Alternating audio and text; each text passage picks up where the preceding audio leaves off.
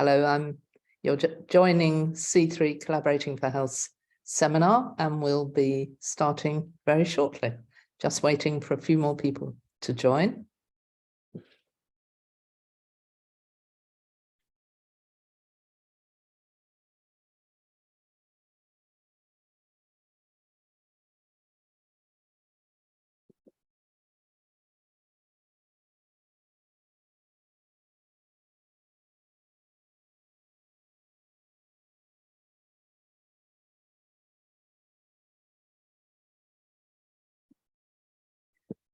Hello, good morning, good afternoon, good evening, wherever you are. You're very welcome to this international seminar with C3 Collaborating for Health. And we're delighted to have the seminar led by Dr. Devaki Nambiar, who's from India, but actually currently in Bangkok, the wonders of virtual seminars. And many of you are from various parts of the world, and you're very welcome. C3 Collaborating for Health is a global charity, NGO, based in London, working globally, aimed at preventing chronic disease by focusing on the main risk factors. But today, in addition to that, we often talk about the problems of NCDs, chronic disease, long-term conditions, in terms of the impact on the health, the disability, premature mortality. But there's also the reality of the pain, the difficulty of actually conducting ordinary life with a chronic disease. And so today, our focus is very much going to be on that issue, the price that people pay, the financial price, in addition to the physical and the emotional price. So Devaki runs the George Institute in India's Healthier Societies strategy, which absolutely fits with C3's vision. So we're really delighted to meet her and to listen to her. So, and we're also going to be joined by Catherine Burko, who's going to speak of the reality from her perspective of living with a chronic disease. So, Devaki, are you going to start, I think? And we're really looking forward to hearing you. Over to you. Look, I think the deepest insights perhaps on this topic will be offered by Catherine. If you'll permit me, perhaps I'll start with the research sort of angle on this, and then we look forward to hearing from Catherine about her lived experience as a person living with a non-communicable disease, or NCD. I'm very grateful to you, Christine, to Paige and others at C3 for this invitation. We've worked hard on this report, and we're very happy to have this chance to disseminate it and to talk about our findings. This report is quite fresh, actually. We completed it just in May and had been doing the research in the 6 months or so preceding. Let me get started by sharing my screen and take you through it, and then we'll have the privilege of hearing from Catherine. So I'll get started with sharing my screen, and do let me know I'm hoping that everybody. That's very good. Yeah. Okay, great. So the title of our report and this presentation is Paying the Price, and we're training the spotlight on the economic burden of non-communicable diseases on families where there is a person living with non-communicable diseases. In our meeting today, I'm pleased to say that we have Surya Surendran, who's played a very big role in putting this report together. So if you have questions, perhaps she can come in also to answer them. I'm grateful also to the NCD Alliance for giving us this opportunity to do this work, where we've had the chance to collaborate with them and really do the kind of academic practitioner partnership that we feel can make a difference in the NCD policy space. What am I going to talk about? I'm going to try to talk for no longer than 15 to 17 minutes or so about this report, and you'll see there is a QR code for you to access it and download it. And I will spend a little bit of time talking about why this topic of household economic burden of NCD care is important. But I'll spend a lot of our time talking about what we did, how we pulled together this analysis, and a great deal of emphasis on what we learned. So your best idea of that will be to please read the report, perhaps after this, or maybe you already have. And then, of course, we'll conclude by talking about key recommendations for different types of stakeholders, which was very much in the purview of our report and our research from the get-go.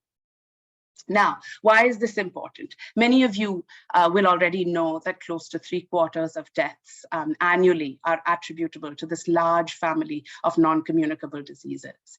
And really, you're seeing these numbers grow at a sort of 10% rate every 5 years or so. And it's really a major burden globally. But are we putting our money where this burden is? Not so much. Research suggests that governments have really underinvested in NCD care, both domestically and in a number of low and middle income countries, or LMICs. Even foreign funding for support for NCD care is less relative to other diseases. And so who is paying the price? Families. And people living with NCDs are paying the price. And indeed, it has been found in recent research that out-of-pocket spending, that is spent out of your pocket of households, can be as much as twice as high per visit for NCDs as compared to infectious diseases. Now, you think about the nature of infectious diseases, where typically you'll have your health facility visit and you may require a little bit of follow-up. But for NCDs, these conditions most often are chronic, right? So there will be perhaps a catastrophic event, and then you will need that care, and you will be spending twice as high as infectious diseases over and over again. So this chronicity is very important, and it introduces a lot of costs. So to be able to afford to keep seeking this kind of care is difficult for the poor, who are already at a disadvantage. And the chronic nature of this expenditure can also push people into poverty. And for certain groups that face disadvantage, like women, this is just not tenable. So they may even forego care, right? And there's evidence to suggest that that happens among women in many parts of the world, such that women are then presenting in emergency situations with NCDs, cardiovascular disease, and so on, where the costs are even higher, right? And this is happening in many contexts, in low and middle income countries in particular, where there are fewer financial support systems in the first instance, right? So social support, health service coverage at low cost or free. So this obviously then suggests that it's important to look at this economic dimension. But there are other policy reasons and policy opportunities or windows for us to train the spotlight on this issue. Chief among them, the Sustainable Development Goals. Now, the SDGs have a focus area on NCD and reducing NCD burden, but in the context of financial risk protection in particular, which is being protected from the financial costs incurred while seeking healthcare, we have the target around universal health coverage, which requires or asks us to move towards a situation where people can access healthcare of quality, but don't suffer financial hardship. And you know, all these goals are interrelated. We're interested in ending poverty. We're interested in gender equality. We're interested in reducing inequality. We're interested in leaving no one behind. And when you're looking at the economic burden of NCDs, that then becomes an important issue. And certainly the trajectory towards 2030 is important, but there are a number of other policy milestones, like the high-level meeting on universal health coverage, which is happening later this year in New York. There is the global financing dialogue on NCDs that is to take place next year. And there will also be, like there is this year on universal health coverage, the next high-level meeting on NCDs taking place in 2025. So this is an important political moment to understand what is the nature of evidence around economic burden of NCDs and what can be done about it. So our questions were thus: we were interested in the extent and the nature of out-of-pocket expenditure that people living with NCDs are making or paying. right? And we want to understand what happens as a result of that. What is the impact of having to pay this money on NCD care? How do people cope? What are their responses? And what mechanisms, particularly at the governmental level, exist to reduce this economic burden for people living with NCDs? And if possible, we were interested in how they have fared. And then we wanted to know what government, civil society, academics, what can all of us do to really address all of the aforementioned questions and the health system challenges that they bring up. So we carried out, we brought together a series of methods in doing this research. And you'll see two umbrellas and then some faces. The umbrellas are meant to suggest umbrella reviews, which is a form of putting together evidence systematically that has already been generated, that is already published and put out there. And so we carried out two of them. And the first was focused on a review of the household economic burden of NCDs. So the first sort of set of questions that we had.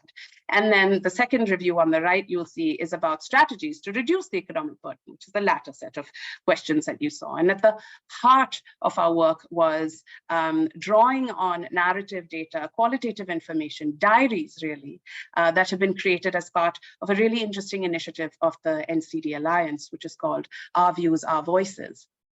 And this is a global initiative where people living with NCDs have, through audio, photography, and textual writing, given a snapshot of what it's like to be a person living with NCDs. There's actually a whole specific series on economic burden and economic aspects, but there are other topics like relationships with providers and so on. And all of these, we thought, were a rich source of information already out there that we could use to understand economic burden. So we looked at those as well. A little bit more about that. So there was a fairly large team of us, because we had to do this in short order. So there were 5 analysts who got together and carried out these umbrella reviews, as I mentioned. And we followed a sort of standard set of procedures that are used for umbrella reviews. So we had predefined search criteria. We had a double-blinded review process, which means, you know, if I'm coding, I don't know the other person who's coding, just so we can be objective about what's coming out of the paper and which papers we're choosing. And we were interested in these existing bodies of evidence or systematic reviews that were published between the year 2009 and 2022. And we were aided in this effort by the software called Covidence. I can answer questions about that if you have them. And then with the diaries, we extracted them from the public-facing website. And maybe Claudia or Surya, you could put the link for that. That's a great thing to check out as well, though we will be hearing from Catherine. But we pulled out data that we thought was relevant for this topic and analyzed that using the same codebook that we analyzed the umbrella reviews with. And so in the first review, which you'll recall was focused on what is the economic burden, we found 75 reviews that were relevant. We also found 120 diary extracts from 37 individuals from across 23 countries, fairly diverse base for us to draw on people's narratives and experiences. And then, perhaps unsurprisingly, as far as strategies to reduce burden, we only found 14 relevant studies. And this already suggests something that we're starting to understand what's happening with burden, but we know far less about what works to reduce the economic burden. One other point that I'll make about the nature of the evidence we found, a lot of it was focused on high-income countries, and not nearly as much as we should be having on low and middle income country contexts, on both economic burden and strategies. And another thing is that there is quite a large degree of skew of emphasis on the economic burden of cancer in particular. Of course, there are many types of cancer, so to some extent that may be expected, but there are many types of NCDs as well. And we found that really looking across the range of NCDs, and particularly NCDs among that disproportionately affect the poor, we were not seeing as much evidence there. However, we worked with what we had. And here are some of the findings on burden, for example. So the burden does appear from the existing evidence to be greater in lower and middle income countries compared to high income countries, but there is substantial in-country variation, as you can imagine. Now, NCDs in general tend to affect the older populations, and certainly, therefore, the economic burden will be high among older populations, but they also affect young populations. And given the issue of chronicity, recurrence, those kinds of things, the costs can be quite high for the young as well. I think it perhaps goes without saying, but needs to also be underscored, that people from lower socioeconomic backgrounds will face a greater proportion of burden due to NCD care seeking. Living in rural areas because of issues of transportation and so on will result, we found, in greater expenditure or household burden. We also found that expenditures appeared to be greater among men. There are gendered reasons for this. It was not explored as much in the literature as we would have liked, but we do have some thoughts on this, so feel free to ask us about that in discussion. And certainly conditions like cancer that require long-term treatment and medication, things that are chronic or recurrent, will have greater household economic burden. And as can be expected, and this is a framework that exists for all conditions, you have costs for treatment, costs for drugs and diagnostics, and costs for transport and non-medical expenditures. And because there were so many studies from so many different years in very many different countries, it was difficult for us to sort of calibrate and get even a range of expenses. But just to give you an indication from different studies, in terms of treatment for cancer patients in high-income countries, you were seeing $1,900 being spent per cancer patient over the course of their lifetime for certain types of cancers. But for other types of cancers, it could be as much as $5,000 per cancer patient within a year. Okay, so of course it has to do with the severity, the staging of the cancer, those kinds of things. And when it comes to drugs and diagnostics, and one more point on treatment. In some cases, the out-of-pocket expenditure was up to 50% of the total household income in some households. So you can imagine the absolutely major impact or burden this would have on households, right? And then with respect to drugs and diagnostics, as much as $200 per annum being spent on conditions like asthma, again, a real range, as you can imagine, in terms of what is being spent on diagnostics, particularly where repeated testing is required to monitor conditions, right?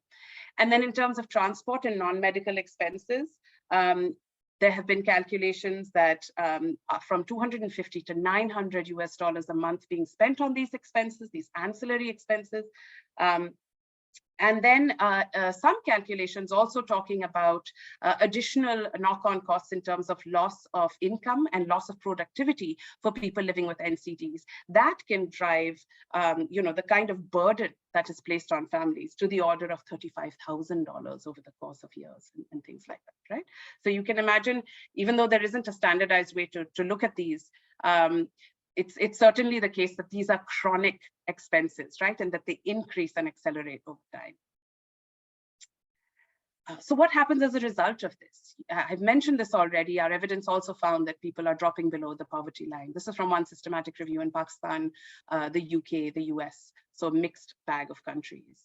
And you think about cancer patients, we found that in one study, it was reported that people living with cancer had double the likelihood of going bankrupt as compared to those of the same age who didn't have cancer. So just very drastic impacts here that are not just financial. So if you look to the bottom of my screen, real struggles with financial uncertainty that introduce mental distress, frustration over how drastically people's lives have changed, the fear of having ongoing suffering, futility, stress, exclusion, and real concerns about being a burden on family and being seen as charity cases, people living with NCDs and their families, the stigma and shame associated with this. So there's really a societal burden that goes well beyond economic impact that we found. Here are some quotes on coping. So the nature of the NCDs and the kind of economic access different diarists had here, for example, meant choosing between even sectors. So you'll see this diarist from Sri Lanka saying that they decided to opt for the private healthcare sector because they wanted to avoid the wait. They wanted to address their NCD issue. And, they had the ability to do this because the private system was affordable in this context. And also it created a space for someone else in the public sector. But very often you saw people not having the option of going to the private sector because it was even more expensive than what would happen in the public sector, even though a lot of the public sector was not subsidized. A diarist from Kenya here talks about their cancer diagnosis and not having insurance cover, and therefore having to resort to their own crowdsourcing and fundraising, drawing on cultural concepts in East Africa like Harambee, but then also relying on family, friends, well-wishers, really kind of looking in as many directions as possible to have that support. There were reports of reliance on savings across the diarists as well as the literature we reviewed. Also reduced treatment, people just taking less treatment or rationing their treatment, which is actually not great for even the success of treatment, right? Whether you look at NCDs or infectious disease. Reduced spending on food, on education, including children's education, social activities. Reliance on community support and self-help, but also creating those relationships of dependency in some cases. And quite sadly, discontinuation of treatment in some cases where it was just not affordable. And then in terms of burden reduction at the systemic level, what did we find? We found that in some cases, public and social health insurance access can avert catastrophic expenditure, particularly when it has to do with hospitalization. Okay, and this happens in certain cases and not uniformly. And that's because major gaps exist in these insurance schemes. There was very little evidence, by the way, on private insurance. Public insurance was more evident in the literature we found. But there were major gaps within and between countries in terms of people even knowing about those schemes or being eligible for those schemes, for certain services being included in those schemes, like outpatient care in many parts of the world is not included in insurance. And that's a major part of NCD economic stress and burden, right? Exclusion of rare diseases. I mean, we'll hear from Catherine about her condition and what's happened with that. And you'll see the diarist at the bottom left from Vietnam talking about their MS or multiple sclerosis diagnosis and just really having to pay directly out of pocket, support from relatives. That's all you have. And then even where the coverage exists, there are provider attitudes that are deeply disturbing and really humiliating. And no one deserves to be treated like that, even if they have economic security in care seeking. So this diarist from Canada reminds us that just because you have access that is covered and you have financial protection, it doesn't mean that you get treated well. You are still subjected to stigma and discrimination. In some cases, there was emerging evidence from the US that planned care network arrangements. So these are models of care or service design where different hospitals or clinics come together and try to focus on providing care to certain populations. That may help with reducing financial burden, but we didn't see direct evidence of this and not enough. So there needs to be more work. Now coming towards the end of what my comments and remarks here. So what? These are recommendations directly lifted from the report. And we feel that really it's important to center stage, including in this talk, experts by experience, people living with NCDs who really know the beginning and end of what the economic burden and all the various burdens that follow, what they're really like. And I think all policy, all research, all civil society organizations should be driven by that. And our evidence suggests that. There is a need to sort of integrate NCD service delivery in universal health coverage to forestall a lot of this financial insecurity and related set of challenges that emerge. And we should all be thinking about this.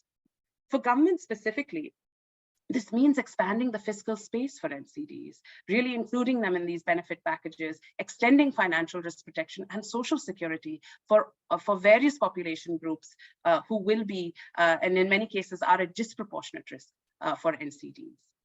Decisions should be looking at the nuances and intersectionalities of different population groups. People's situations vary by region, age, their socioeconomic status, sex, their gender, and other critical dimensions. And programming really has to take this into account.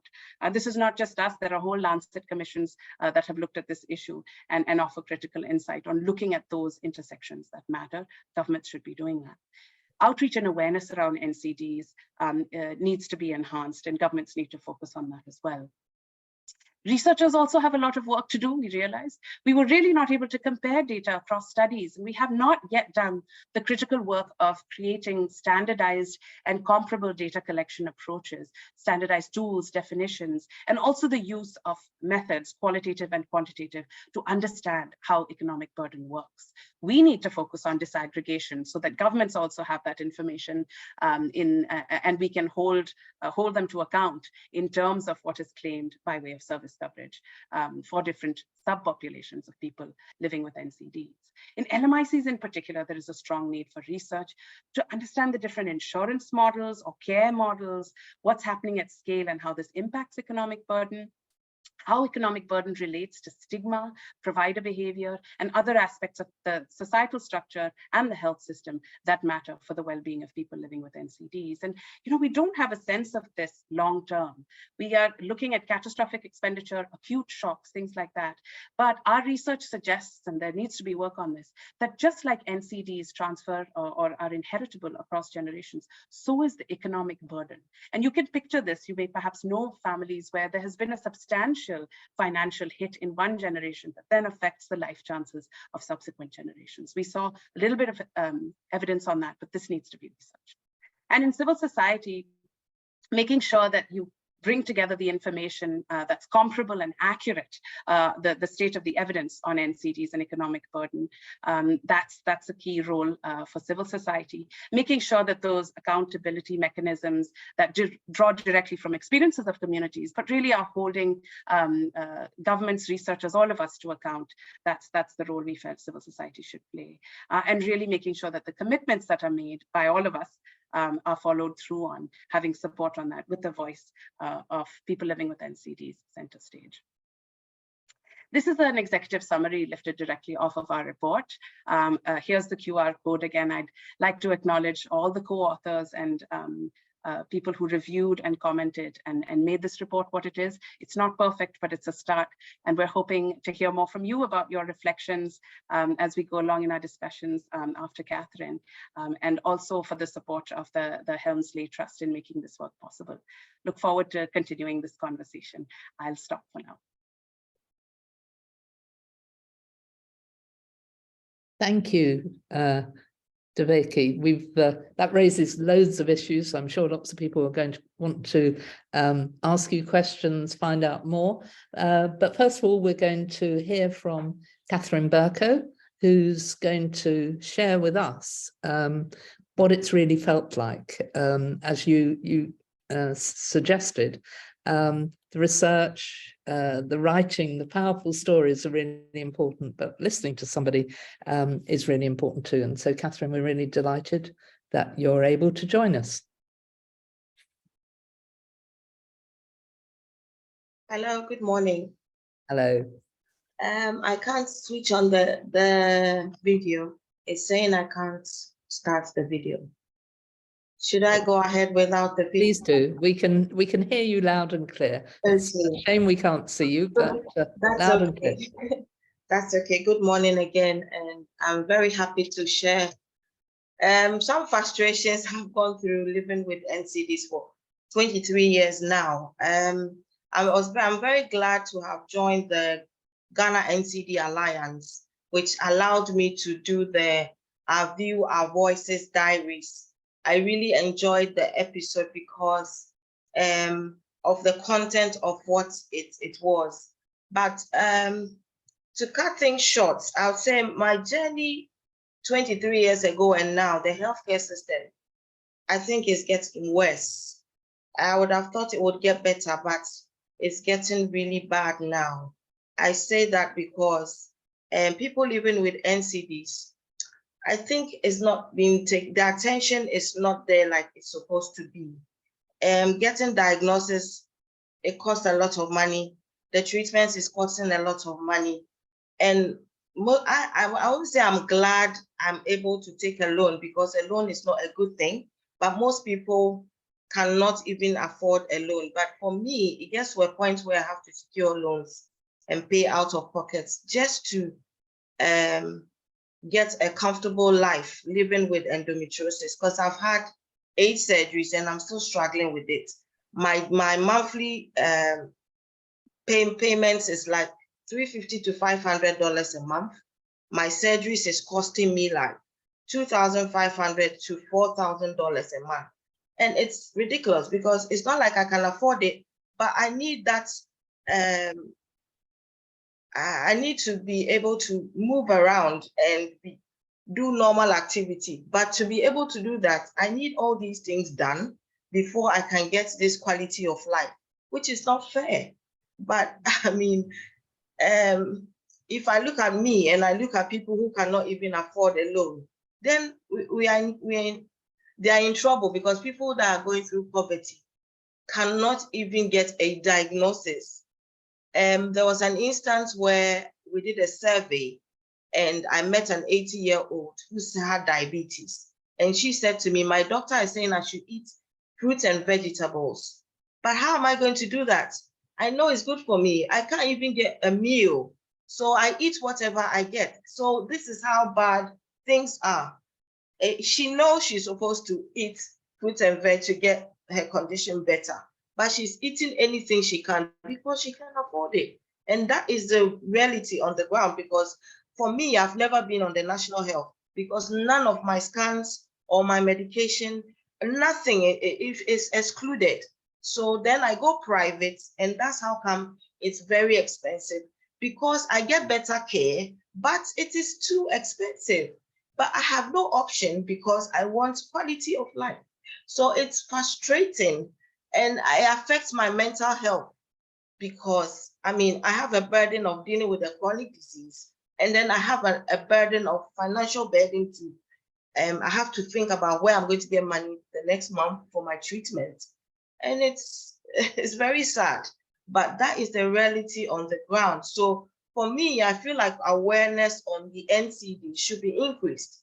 Preventive should be increased. We need to find ways to prevent than to be spending money on treating people, because it's an economic burden if it's in that manner. So I pray that in the future we will make preventive, we put in preventive measures and then increase awareness on NCDs, because I think in the end it will really help us. Because sometimes you talk to people and they have NCDs, but they have no clue.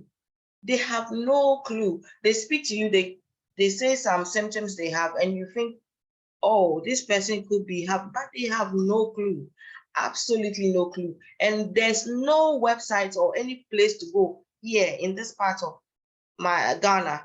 They don't have places to go to for you to even get information on stuff like this. So I think things like that should be put in place, like places people can go and find information about these things as well, because the more information the education will really help. So for me, my frustration is the financial burden, which really affects my mental health, because sometimes I have the fear that because of this, I have my family, I'm putting a burden on my family sometimes, because they have to come in and help me. And that's not what I really want, but I have no choice but to accept the help they're giving me. But I don't want to feel like I'm being a burden on them. And then in some cases, I feel like I'm excluded in certain situations because of a condition I have.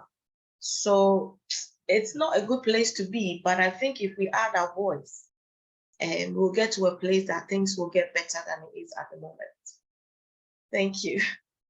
Catherine, thank you. Thank you so much for sharing your, in such an intimate way, your own personal difficulties, but also thank you, especially from C3, for your strong message about the importance of prevention, which certainly we feel strongly. That's what we're engaged in, and I know many of the people joining and listening to you are. So thank you for that. I'm hoping that people are rushing to put their questions and comments in the chat.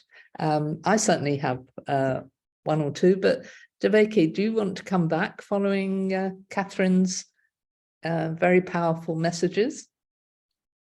Well, look, it's very humbling. Thank you, Catherine. And these are.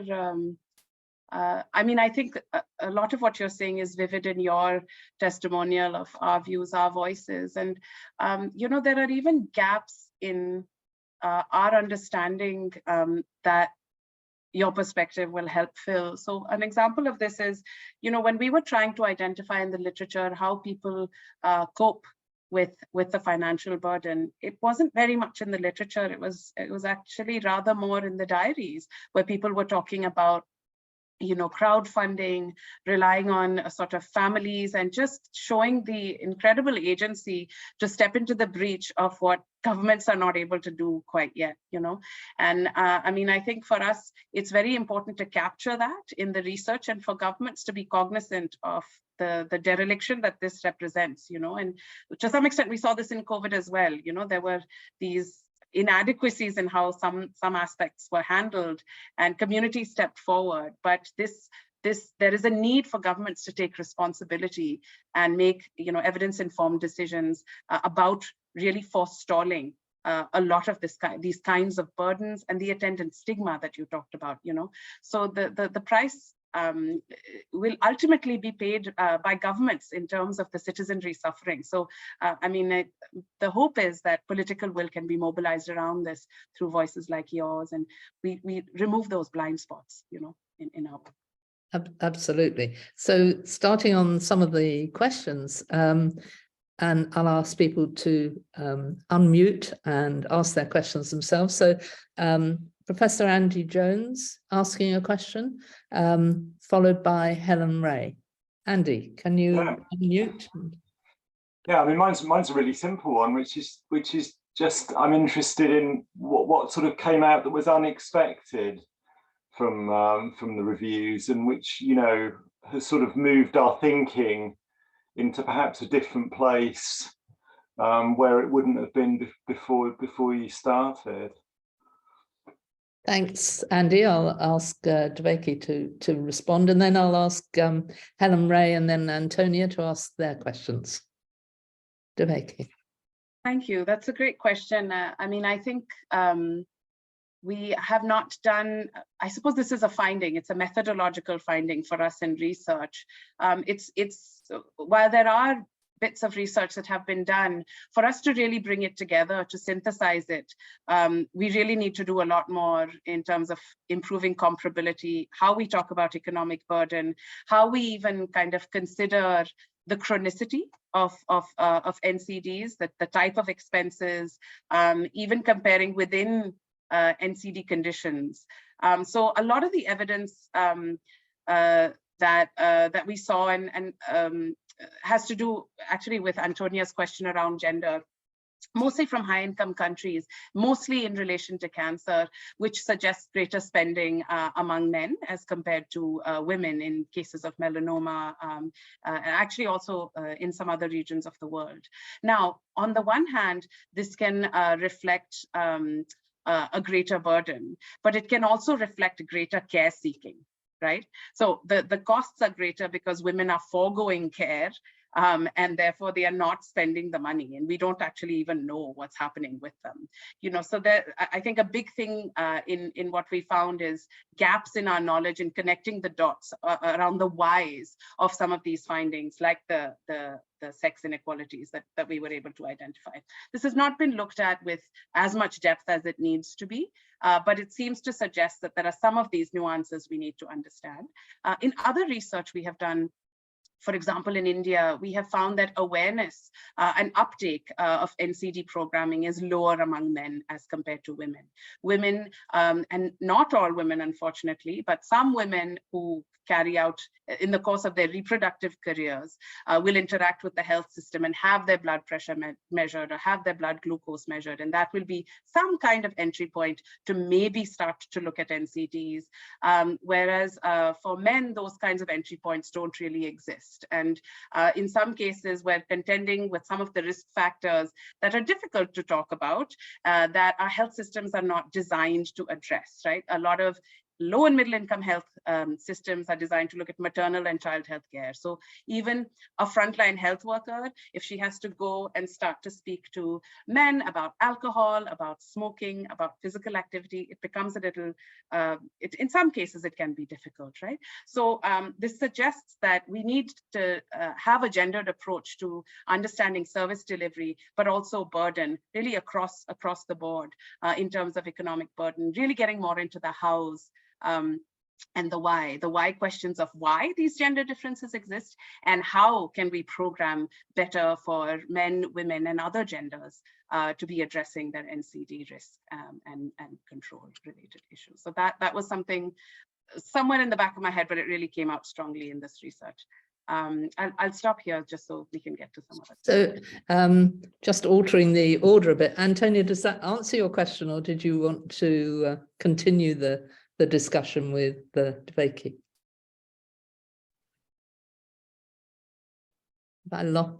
Sorry, I just That's all right. struggled with my tech. No, you've answered that. I mean, I'm sure there is many more levels of detail and nuance that you could go into, but you've answered it, unless there's more things that you would like to share. That was really interesting. Thanks.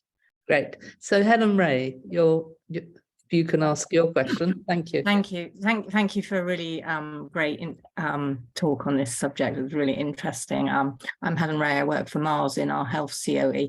And I just have a question about the report and potentially some of the solutions. And in my question, I said employers, but actually I'll expand that to workforce and supply chain. Was there any comment or recommendation within the report for the role of large, employers who have, sort of access to multiple people in multiple countries through their supply chain or their direct employees in terms of their role and what role they could play within their sustainability plans for addressing this issue? That's a great question, Helen. I think in terms of the framing and approach, because we were directing our research towards the high-level meetings on UHC and the NCD related policy making, where it's kind of focused on member states, we didn't actually frame our question to be able to look at what employers, large corporations, what their role can be. So I wonder if we can go back to the data set though and look at it. But I reckon because we haven't used some of those key search terms, this review will not be able to directly answer that question. That said, a lot of the existing programming, including in large corporations and various businesses around NCDs, does exist. Some of it, at least my understanding of it, is focused on sort of primary and secondary prevention. And we really haven't done a great job of looking at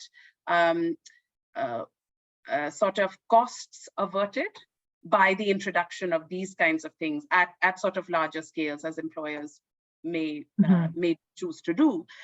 So I think that certainly is an area of further exploration, and to the extent that there is programming, there are trials, there is research in that occupational health setting, it makes sense for there to be a connect between that and the economic question, whether in terms of understanding costs averted or costs supported by employers, right? Once there is a diagnosis and things like that. So yes, with apologies, not something we've done yet, but perhaps something we'd like to do. Okay, thank you.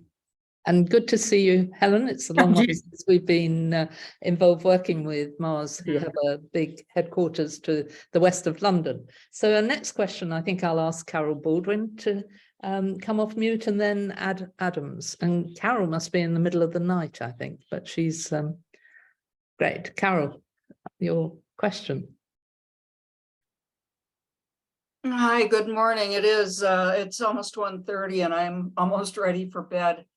I really enjoyed the presentation. I thought the information on costs, and I think costs are a really critical component nowadays. And also the inclusion of the stories. I think the personal stories are just really enhance the importance of the need for this topic. But I'm just kind of curious, as to what impact you think COVID-19 may have had on the economic impact of NCDs over the past 3 or so years. And as we come out of it, are they still being impacted? Are people starting to shine more of a light now on NCDs or what? Carol, my sense of it, again, this was not something I'm equipped to respond on with respect to this study, but it is something in other work that my team has done that we've explored. And there's great variation because country responses to COVID were so highly variable. Even in India, the country in which I and my teams work, we looked at the impact of COVID on general service delivery, again, using sort of people's perspective and also health system actor perspectives. And in the southern Indian state of Kerala, there were great efforts made to ensure continuity of care with a particular emphasis on kind of ensuring that people get their medicines, right? Because that sort of with lockdowns and containment, I think that was one area of focus in some parts of, I dare say, the world. In Kerala, there was some emphasis placed on that. This was not possible or not prioritized in other parts of the world. There was just torpor and apathy around kind of doing that. I think whether our sense of it is that where there was a need to seek care in terms of drugs and seeking treatment, there have been gross sort of disruptions. We've done in another piece of work, we've looked at disruptions in maternal and child services, and they have certainly been there. Now, the tricky thing with the implications for cost is that won't then be reflected. That'll show sort of less spending because so much of it is reflecting foregone care. Right? So it's not as though the costs are less and things are better. They are less because care has been foregone. And what we can perhaps expect in the coming few years is instances of catastrophic expenditure because of foregone care, because of worsening of health conditions, and because people may have progression of disease to worse stages. I don't know what this looks like across different kinds of conditions. I think it would be great to hear from Catherine how COVID was for her and how did she manage her course of treatment as she was going through it, and whether Catherine, do you think there was a lot of variation in that? Catherine, did you want to cover? Hi, sorry. Yeah, with COVID, I realized NCDs in general was being discussed a lot. The attention on NCDs had been raised, but for me personally, getting medical care was not existent during that period. So for instance, I go and see my doctor, and because of that I'm not supposed to get close to him, so I'll be sitting by the door. And during that time, it affected me more because it's like something that is not, you're not wanted. You go to a place for help and you're being treated like you have a disease. So during that time, even going to the hospital, I didn't really want to go, but sometimes I had no choice to go. But I realized in general, in Ghana, the awareness on NCDs had been something that had been raised. The focus on NCDs, a lot of conversation started concerning NCDs. So for that, yes, but for medical care, it wasn't that great because I would rather stay at home and suffer than go for help and be treated like I'm not supposed to be there. So for me, yeah, that's how it was really terrible because like you're by the door and the consultant is sitting on the seat and it was bad. I mean, in that time you're at home and you're feeling depressed. And so you're going to see a doctor and you're being treated like you don't belong. So like you're not a priority. Yeah, I think Catherine's connection has wobbled a little, but Carol, thank you for that question. And our next question. Thank you very much. Our next questioner is in Ghana, also with a unreliable connection. So he's So they've asked if we could read out the question, which is that NCD care is very, very expensive in low middle income countries, and seeking care has become quoted the survival of the financially sound, and there's a need to integrate NCD care into the already existing services. And goes on to say it was, and Ad Adams is the executive director of the Ghana's NCD Alliance and the secretary of the African Stroke Organization, goes on to say, it would surprise you to note that persons living with stroke who are supposed to attend rehabilitation service are denied due to the cost involved. Now the question is, how should governments address the financial bottlenecks to make NCD care available and accessible to all? Devaki, do you want to respond to that? Yeah, I think, I mean, this is something we saw in our research as well, people just being turned away or being ineligible and just being invisible to the system, particular services or even particular disease conditions. So this is unfortunately, as you point out, across LMICs, it becomes an issue. I mean, for me, and perhaps researchers need to do more on this. There's the work of Rachel Nugent from RTI International, where they've talked about the investment case for putting money into NCDs. And you'll see for all actors, that first set of recommendations, we talked about integrating essential NCD services, including prevention services, right? As under the WHO Global NCD Action Plan, as part of primary healthcare, right? So this is not some like niche, unique, this is the major burden of illness in most countries of the world. Now, the evidence on that is absolutely clear. So the structure of your primary healthcare system should be addressing that, because then it'll have any impact, right? Or critical parts of its impact. And so, I mean, I think there is increasing work in the research community towards making investment cases if you put this kind of amount of money in terms of deaths averted. And perhaps, like I said, we should talk about costs averted, right?